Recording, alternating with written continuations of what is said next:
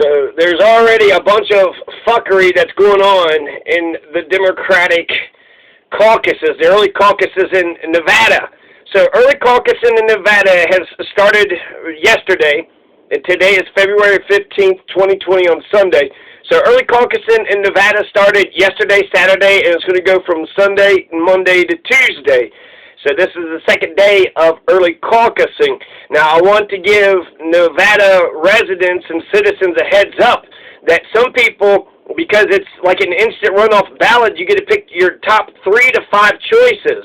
So that way, when the realignment happens in the caucus, then your second or third choice, your vote will count. But some people say, well, Bernie Sanders, no matter what, I don't want you to go to the next one. But Bernie Sanders doesn't meet the 15% threshold. Then your vote either has to go to somebody else or you're just like, I'm not voting. So what people have been doing, and it's wrong, is they've been putting Bernie. They vote for Bernie Sanders, the top 3. They voted for Bernie for all top 3. And that should be clear. They just want Bernie and nobody else, but they're saying that disqualifies the ballot.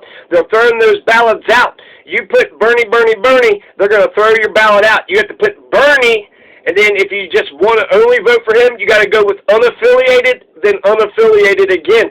So you vote for Bernie, and then if he doesn't make it, then you're saying you vote for nobody. And then if nobody doesn't make it, then you vote for nobody again. So that's how, if you want your vote to count, your early caucus vote in Nevada to count for Bernie, and only Bernie, then Bernie, unaffiliated, not Bernie. And there's no danger in putting Bernie Sanders, then, Tulsi Gabbard, and Tom Steyer in second and third place. There's no danger in doing that. In fact, that shows that you have a very, wide breadth of knowledge of the politicians who are running. But if Bernie doesn't make it past the first threshold, he's not going to get any votes in that caucus. He most likely will, so therefore your first vote will stand, and, you'll vote for Bernie. But it's just absolutely insane. It's absolutely crazy. Ever since the whole, Iowa shit show, then, New Hampshire, it was Klobuchar that's winning the goddamn media. Then the Democratic establishment, the DNC, to be a good Democrat, you have to hate the DNC. It's insane how Donald Trump caters to his base. So Donald Trump and the Republicans, they only cater to their base. They only give a shit about what their own voters want. Whereas the Democrats have somehow come to hate their own base.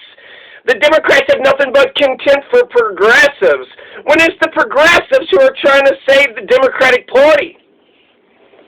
So progressives need to get some recognition for goddamn. There's progressive Republicans.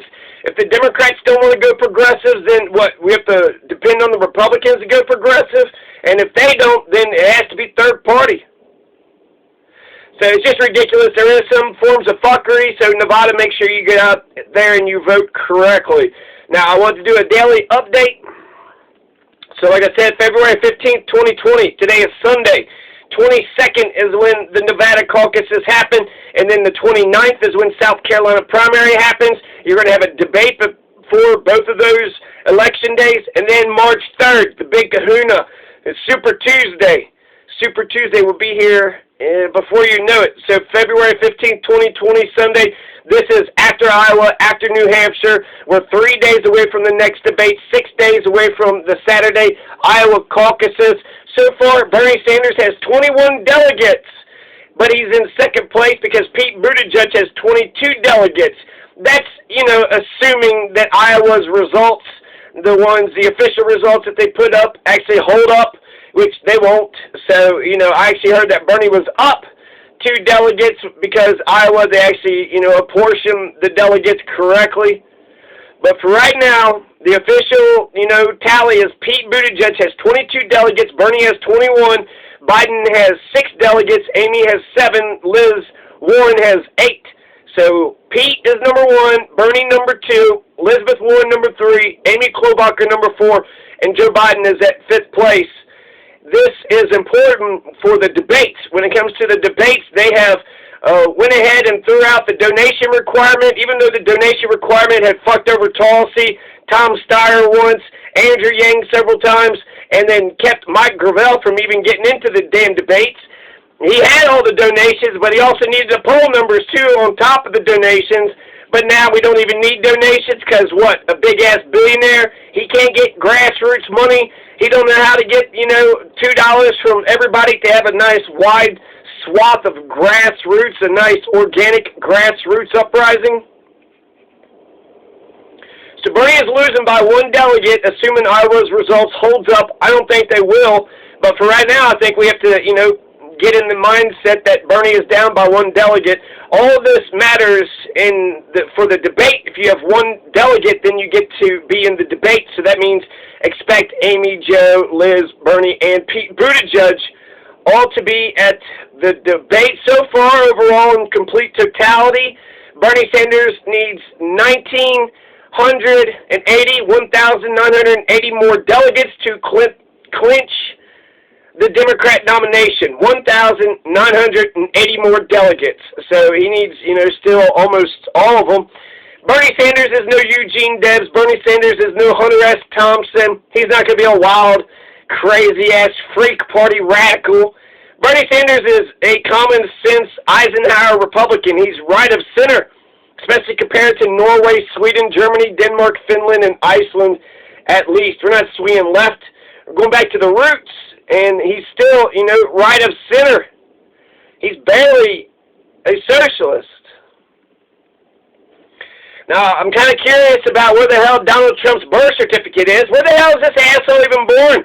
He hasn't released a birth certificate that has a state seal on it and that has the state's registrar's signature. So his birth certificate, has the doctor, but that's it. Where's the long-form birth certificate with the state seal and the state registrar's signature? It's been 3 years into this cheeseball's presidency, and still we don't have a birth certificate. We don't have a valid birth certificate. Don pretending he was born in America. Why? Just because he's white? He looks like he's from Romania, or Australia, Canada, Nigeria. I don't know. I just know for a fact Don was not born in America. He has not proved his case. Therefore, he is disqualified from being president. If you look at all the different polls, this is some political science. Texas state motto is the friendship state. Bernie Sanders is leading in Texas amongst the Democrats. There's early voting in Texas. So the Californians, Coloradans, Texans, and Nevadans are all doing voting right now. There's early voting that's going on. So get out, go vote. Make sure your vote counts. Now, all the Dems lose against Don. They did one-on-one, this Texas poll. So they had one-on-one, but Bernie specifically was only down by 2 against Donald in Texas. So Bernie did the best against all the other Democrats against Donald in Texas. And since he's only down by 2, that means Bernie Sanders can take Texas. There's other polls from other states. Bernie Sanders is polling at number 2 in South Carolina, number 1 in Nevada, number 1 in Texas, and number 1 in California. So he is just, absolutely running the tables. Bernie Sanders is number 1 with all these states, number 2 in South Carolina, but, we still got time to change that. South Carolina is still 2 weeks out. Now, just for a little fun, this is important, but I don't feel like it's the most important thing in the world. I do want a president who knows who the president of Mexico is. The president needs to know who the leadership of all these nations are. Now, Tom Steyer and Amy Klobuchar didn't know who the president of Mexico was. Pete Buttigieg did. He said, Obrador. I know he's very progressive. He's talking about, ending the war on drugs. So, Pete says, he's going to use military troops to go into Mexico. He didn't know who it was, but he was kind of like, Obrador, I hope. So he guessed, but he guessed correctly, whereas Tom Steyer and Amy Klobuchar were like, huh? Mexico? The president? They kind of had a Herman Cain moment, like Libya. Let me think here.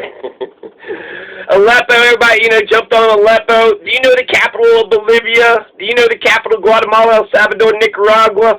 Those nations are just south of the border. To assume everybody knows what Aleppo is insane. Who's the president of Bolivia? Who's the president of Guatemala, El Salvador, Nicaragua? How about Syria? I mean, I guess Assad or whatever. I don't know. I want I want them to know as much as possible, but this is just a quick Google search away. So I think they'll be okay. I don't think it's, completely disqualifies them, but it is a head scratcher. Amy Klobuchar, you don't even know who the Mexican president is? How do you not know? You're going to be the president, and Mexico's just right there. You don't even know? She's a senator. That's another thing that's kind of crazy. Amy Klobuchar is a senator. Doesn't know who the Mexican president is. So the reason why I don't think it's such a huge deal, because this is America. In fact, there's a culture of ignorance. There's a anti-intellectual, movement. A lot of Americans don't know a lot of shit. Just a couple recent studies that came out, 68% of Americans don't know that the #1 cause of death for women is heart disease. 68%, so more than 2/3 of Americans don't know what is killing women at the, fastest at the #1 rate. Heart disease. Heart disease is. So take care of your heart, ladies. 63% of Americans don't know that marijuana is a Schedule I class drug, meaning it's up there with cocaine and crack and all these other 63% of Americans, it's more than 6 out of 10, they don't even know that marijuana is classified at the same level as crack and heroin and cocaine. 2/3 of Americans don't realize that even though you have divorced, you're still entitled to receive survivor benefits based on a deceased spouse's record, as long as the marriage lasted at least 10 years and the person didn't remarry before 60 years of age, or they're taking care of a child under 16 years of age, or a child who's disabled for an indefinite period of time from the marriage. So people, if you're 50 years old, you've been married for 10 years, and then the other person dies, and you didn't get remarried, you're entitled to get, survivor benefits. So 2/3 of Americans don't really know how Social Security even works. So if you're a part of that, make sure you get your check, go get your money. So Social Security, when it comes to survivor benefits, 2/3 of Americans don't know, over 6 out of 10 don't know that marijuana is a Schedule I class drug. 68% of Americans don't realize heart disease is the cause of death, #1 cause of death for women. And then the last thing I want to talk about is the Holocaust. Now, they know that, most Americans believe that the Holocaust happened, but they didn't know that 6 million Jews were killed in World War II. They also didn't know that Adolf Hitler became the Fuhrer through a democratic process. And this was 13,000 American respondents. They had 4 questions put out by the Pew Research Center. So 55% of Americans didn't know that 6 million Jews were killed in World War II, and 57% of Americans didn't realize that Adolf Hitler actually got power through democracy. So 57%, that's most Americans. Most Americans don't know a lot of shit. So I would say most Americans would actually probably relate to Tom Steyer and Amy Klobuchar's ignorance of who the Mexican president is. Who is the Mexican president? I don't know. They don't know. Therefore, I like him. They, they resonate with me. I'm going to vote for them. So that's why I don't think it's kind of a stupid nation. So in a way, they'll be at the top of the idiocracy. The idiots will definitely, recognize themselves and Amy and Tom when it comes to their ignorance of the Mexican president. And for the other presidential candidates, learn the big countries at least. Mexico's right there, so they should know who Mexico is. China, Russia, Canada. You should know, the big, Brazil. Get to know those, right? At least understand the big countries. So you don't have to know, the leader of Botswana, or Bangladesh. You don't need to get down to, who is running Cambodia. But, when it comes to European nations and the major nations, especially Mexico, you should know who the fuck these people are. So, that's my Sunday, February 15th, 2020 update. Bernie Sanders has 21 delegates. He only has 1980 more to go. Just 1980. That's it. Once we get 1980, then we got this nomination. So, yeah.